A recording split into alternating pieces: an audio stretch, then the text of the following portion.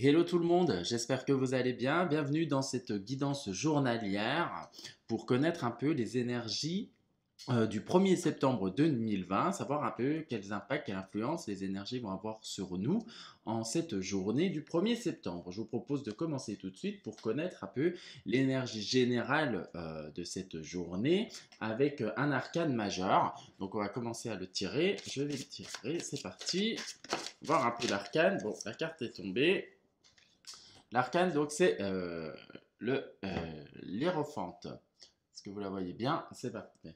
Donc, l'hiérophante, c'est quoi? Bon, c'est dans le tarot de Marseille, on l'appelle ça le pape, hein, d'accord? Donc, c'est la transmission de savoir, c'est le guide, c'est le bon ami, c'est aussi son intériorité, étudier un peu ce qui se passe dans sa vie, faire une petite introspection pour aller plus à l'encontre de soi-même. Donc on est quand même dans une énergie qui va demander d'être un peu plus tourné vers soi pour ceux qui ont besoin, qui ont encore des petites peurs, des zones d'ombre à aller explorer. L'énergie du hiérophante, donc du pape, va vous accompagner durant cette journée-là. Pour d'autres, bah, ça peut être aussi éclairer des amis sur leur chemin, apporter un peu la lumière pour des qui ont des questionnements, un aspect un peu psychologique. D'accord?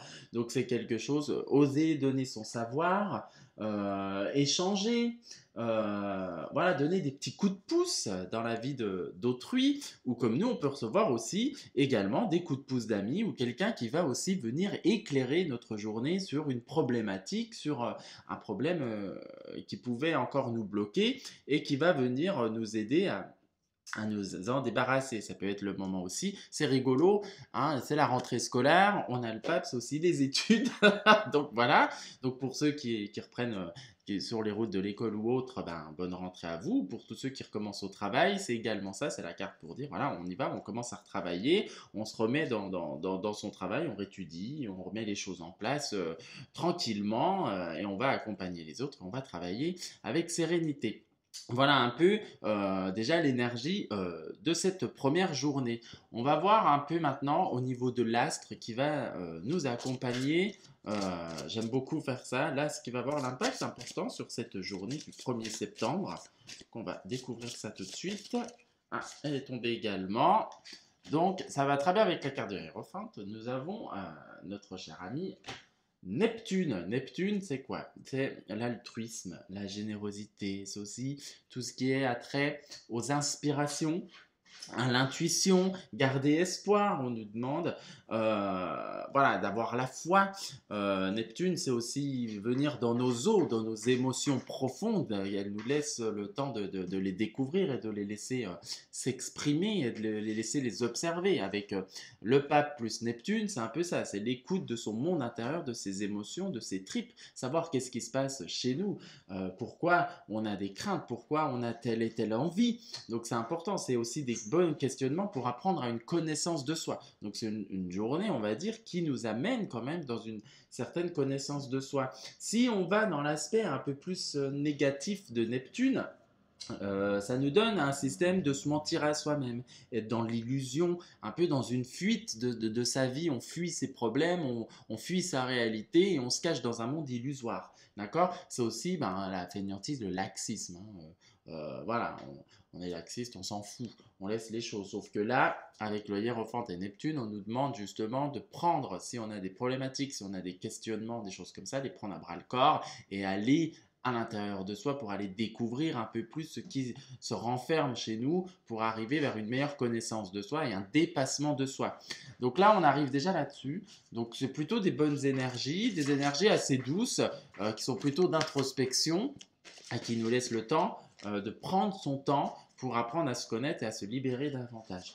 On va maintenant voir un peu plus ce que le tarot psychique nous annonce pour cette journée du 1er septembre 2020. Alors, on va voir un peu. Qu'est-ce que tu peux nous dire le tarot psychique pour la journée du 1er septembre? Celle-là est tombée. On commence avec le chakra du cœur, ce qui colle très bien avec les énergies qui sont juste au-dessus.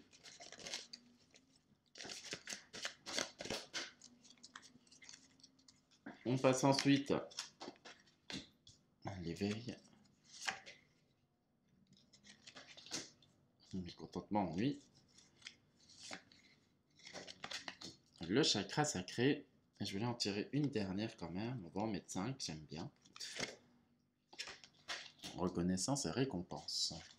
Voilà, bon, c'est pas très droit. Je vais essayer de les remettre un peu plus droit. Je pose le jeu.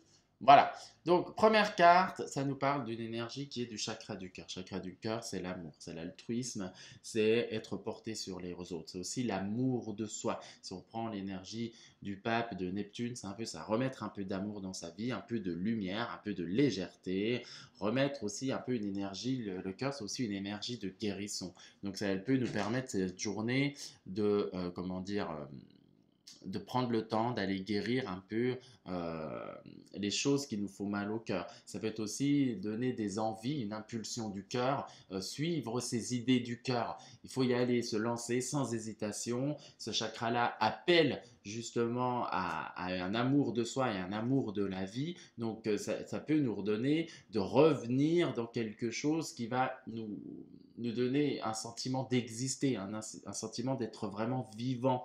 D'accord. En plus, on passe avec la carte, on a la carte numéro 1 qui est l'éveil. Donc, ça nous dit comme quoi on a quand même, qui va très bien avec le refond pour dire, voilà, vous avez quand même les connaissances nécessaires. D'accord. Vous avez beaucoup de potentiel.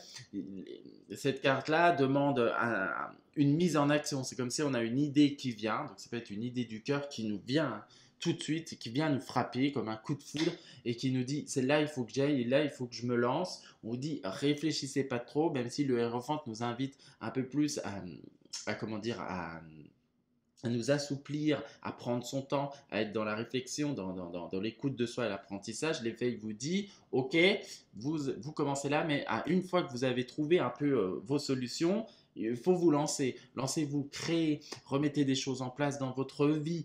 D'accord. Sortez, comme on voit la garde ensuite, qui est le mécontentement et ennui.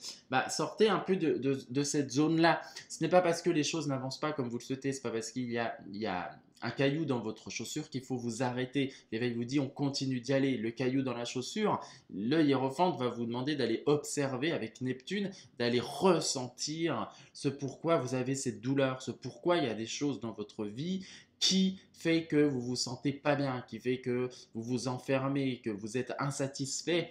D'accord. C'est vraiment une insatisfaction, on n'est pas bien. Du coup, on retourne dans l'ombre alors que la lumière derrière ce personnage est vraiment, voilà, il y a le château. Quand même, il y a les champs, il y a un soleil bien bleu avec des nuages très blancs, un grand soleil, du coup on peut le visualiser comme ça, on a toutes les couleurs de l'arc-en-ciel qui sont juste derrière lui. Donc qu'est-ce que ça nous dit? Ça nous dit observe vraiment ce qui est beau aussi dans ta vie, ne vois pas que tes ennuis. Les ennuis, observe-les, prends-les le temps, mais une fois que tu les as mis, dégage-les, mets-les au placard, retourne dans la vie. Et d'ailleurs, la carte de l'éveil dit ça, de revenir dans la vie. On a le chakra sacré ensuite qui vient aussi faire sa pointe faire se montrer un peu dans ses énergies. Qu'est-ce que c'est le chakra sacré? Ben, c'est tout ce qui est en rapport avec sa créativité, c'est tout ce qui est en rapport avec son féminin. Que ce soit qu'on soit un homme ou qu'on soit une femme, on a tous un aspect féminin comme un aspect masculin. Là, c'est l'aspect féminin. Donc, ça veut dire que c'est la douceur qui demande d'être mise là. C'est des choses qui ont... C'est la sexualité également. C'est des choses que on a envie de mettre en place et qui a envie de sortir. C'est tout ce qui a trait un peu à la naissance. C'est vraiment une énergie comme ça qui est présente. C'est aussi laisser ses émotions ressurgir. Ouvrez ce chakra-là, laissez-le s'exprimer parce que c'est un chakra qui est très important dans notre vie, qui nous permet de retrouver une énergie vitale, l'énergie de vie. Elle passe à travers le chakra sacré. Donc ça qui va nous permettre de retrouver une joie, de remettre de la créativité dans notre vie, de remettre un peu plus de peps et d'entrain. D'accord. Il peut aider également chakra-là avec les énergies neptuniennes et du pape à aller à la rencontre de ses émotions également couplées au chakra du cœur. C'est quelque chose d'une guérison qui est superbe. Hein. D'accord. Donc là, on est quand même sur des énergies. Si on prend le contentement avec le sacré, ça peut être des énergies qui ont pu être un peu de trahison, des énergies aussi, pour certains, portent en eux encore des énergies qui sont comment dire, d'injustice. Il y a quelque chose dans lequel où on n'est pas content. Mais ce que c'est en train de vous dire, c'est qu'il y a quand même une énergie derrière qui arrive, qui est la reconnaissance et la récompense, qui vient remettre la lumière sur cela et vous remettre à votre juste place. C'est aussi recevoir des cadeaux de la vie, recevoir des choses des gens. Donc ça peut être des simples compliments, hein. On n'est pas obligé de passer sur des gros trucs énormissimes, hein, mais ça peut être reconnaître votre talent, reconnaître votre travail, reconnaître aussi qui vous êtes. C'est aussi se reconnaître soi-même. Là, on est quand même dans une énergie où on demande beaucoup plus. C'est beaucoup une énergie qui parle à l'individu lui-même, d'accord? Une énergie de se reconnaître soi. C'est une énergie aussi de se récompenser pour tout le travail mis en place, pour la vie qu'on a vécue, arrêter de s'autoflageller, par exemple. Le mécontentement, ça peut être un peu ça. C'est toujours à enlever cette noirceur. Voyez aussi la beauté. Qu'est-ce que vous avez dans votre vie? Qu'est-ce qui est bien pour vous? Qu'est-ce qui vous plaît? Vous voyez, se dire, bah oui, c'est vrai, je suis en couple, ah oui, c'est vrai, j'ai un bon job dans lequel ça me plaît. Désolé, il y a le chat qui passe, il fait le foufou. Euh, Jumbo, allez, descends un peu. Ben bon.